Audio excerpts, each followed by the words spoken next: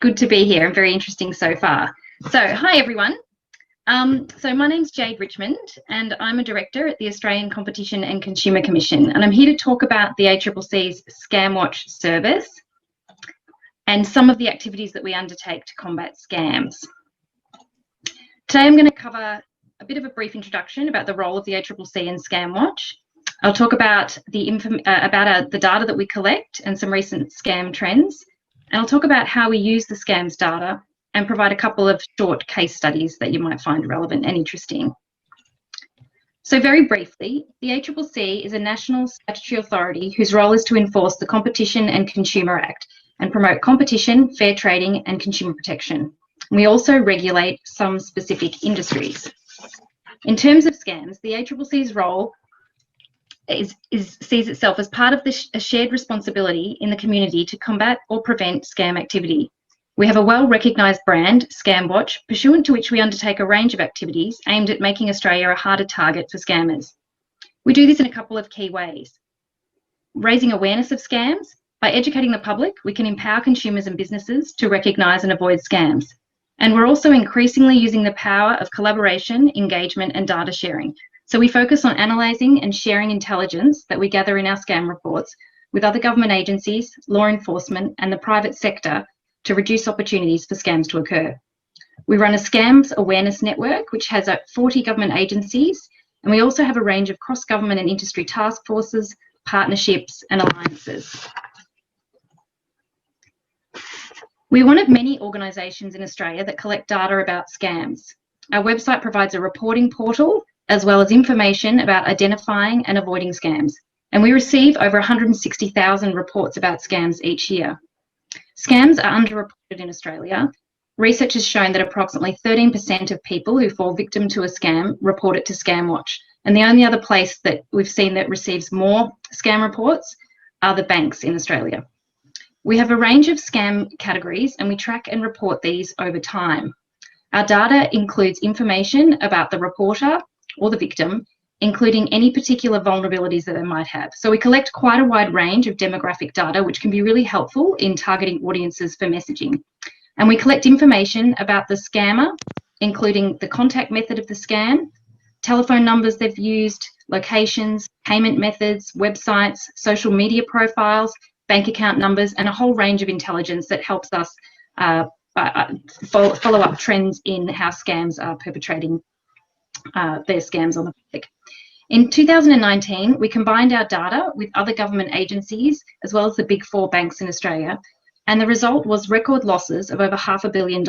And this is quite high considering that Australia only has a population of 25 million. In 2020, we've seen about a 16% increase in scams reported, and we've received 173,000 reports so far this year with over 130 million in losses. We attribute this to the COVID pandemic. There have been more people online during significant lockdowns in Australia, more opportunities for scammers, and some relaxing of processes to facilitate urgent assistance to those in need, so businesses and individuals who needed financial assistance during this time. And we've continued to receive high numbers of scam reports. Even in October, we received 27,000 just recently. This slide gives you a quick snapshot of the scam categories that caused the highest financial losses in Australia in 2019. And they're going to be fairly consistent with what a lot of people at this summit will see as well in their jurisdictions. So you can see here that the top 3 were investment scams, dating and romance scams, and false billing. However, this has shifted in 2020. So we can see here that threat-based scams, we've got a category called threats to life, arrest or other, are now the 3rd highest scam with over 10 million lost. Online shopping has also increased compared to last year. And we've received record levels of phishing reports, about 34,000, and identity theft is also up. And we've also seen the category of health and medical products jump up this year as well, and that's likely due to a range of scams around PPE equipment and fake vaccines and other COVID-related scams such as those. In Australia, the age group most impacted by scams has changed this year. It's now the people over 65, and they've lost 27 million. There may be a number of reasons for this, but we do suspect that with a large range of people who may be online for the first time and may not be aware of some of the dangers, we're seeing an increase in older people falling victim to scams in Australia. So how do we use the data? We use it to inform most of what we do. We have a program of intel sharing with government and law enforcement. For example, during COVID, we provided daily disseminations of COVID-19 scam reports into a fusion cell, which were combined with other intelligence and used by law enforcement for disruption and investigations. So during that period, ScamWatch provided about 150 disseminations to various other law enforcement and government agencies. With the majority of Australian scams making contact over the phone, we also work with our telco regulator and the telecommunications industry to disrupt scams. Ongoing collaboration and information sharing has led to a number of initiatives. We've developed new rules to combat mobile porting scams, and we've developed frameworks to share scammer phone numbers with major telcos to block and trace back scam calls. We also share intelligence with the private sector, and we advocate for intermediaries and platform operators to do more to prevent scammers exploiting their systems and using those systems to reach large masses of people and steal their money. We share reports about Facebook scams that have occurred on Facebook with Facebook on a daily basis. And we also share scam intelligence and bank account numbers with banks via an industry sharing platform. And this helps us to work with the private sector and get them to take action against scams that are happening on their platforms. We're also about to commence sharing our data internationally through the FTC, which is going to be a really great step to connect up our data with what people see overseas. It is in the ongoing collaboration between government, law enforcement, and the private sector that I think we can be the most effective in combating scams. Our data also informs our media and awareness raising work, and we have our own Twitter account where we post daily warnings about current scams.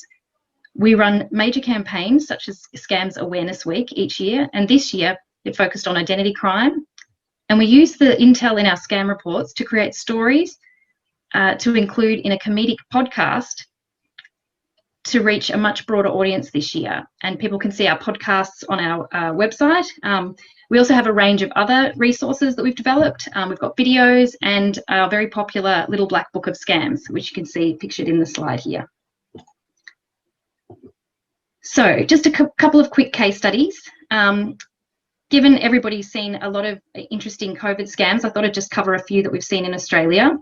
So during the pandemic, we received about 5,000 scam reports related to COVID-19 with almost $6 million lost. 27% of the COVID scams fell under the category attempting to gain personal information. So this is where we saw record levels of phishing scams. We worked with government agencies to assist the public to differentiate legitimate messages from scams messages to minimise the impact of these. This was during a time where there was a high level of legitimate government messages being sent to the public as well, both about COVID-related activities and also about some of the relief packages that were available. We've also seen increases in online shopping scams, especially puppy scams. We had over 2,000 reports with $2 million lost, and the price of a cavoodle in Australia went from $3,000 to $9,000, and there was high demand for puppies and pets during the lockdown. So we put out warnings, and these were by mass media on TV, radio, social media, and we contacted web hosts with more of the high-risk ones to have websites taken down. And in some instances of these, we were successful, and in others, it was a lot more difficult. We shared intelligence with law enforcement to assist with investigations of puppy scammers in Australia. The availability of various government schemes in Australia has also led to scams. And so we've seen how scammers have been able to adapt very, very quickly to what's happening in the environment. In Australia, the government provided people with early access to superannuation retirement savings that they would otherwise not be able to access until they reached a certain age. So what we saw was a range of phishing campaigns commence, and these were gathering personal information.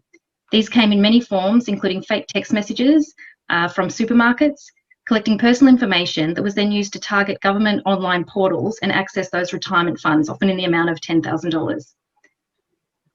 This example in the slide here, the Australian Government Services Australia email, is an example of a scam. But what we found this time was that these were getting much more realistic and harder for people to differentiate from legitimate correspondence. There's still some clues in these scams, but they were much more convincing, and obviously at times led to people releasing that information and losing money.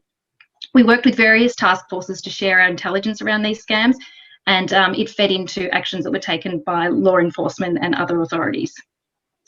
So a final case study, which I thought might be interesting and something that we don't see come up as often in some of the other jurisdictions, we've seen a threefold increase in threat-based scams. And mostly these are cold calls alleging a warrant for arrest and requesting payment. They often impersonate government, and they were occurring when there was a lot of contact coming from government this year. But our data showed that young Chinese women in Australia were those that were falling victim to these more often. And we had to use this intelligence to target our messaging to the Chinese community in Australia. And you'll see here on this slide that threats to life, arrest or other, we had some very interesting intelligence that helped us target our messages. So we knew that they were coming through over the phone. We could see that people who were losing money were in the 18 to 24 age group. And we could see that 76% of the people losing money were women. And so using our detail in this way enabled us to really get the messages right and target it to the right community. So that's a quick look at ScamWatch and the data we've had. We've got a large range of data available on our website if you go to www.scamwatch.gov.au, and we have a time series called the Targeting Scams Report that has data across over 10 years, and you'll find a lot of interesting trends and data in there as well. So that's a quick look at ScamWatch, and thank you for having me. And I'll try and stay online for a little bit longer, even though it's late, and watch some of these exciting presentations. I'm happy to answer any of your questions. Thank you.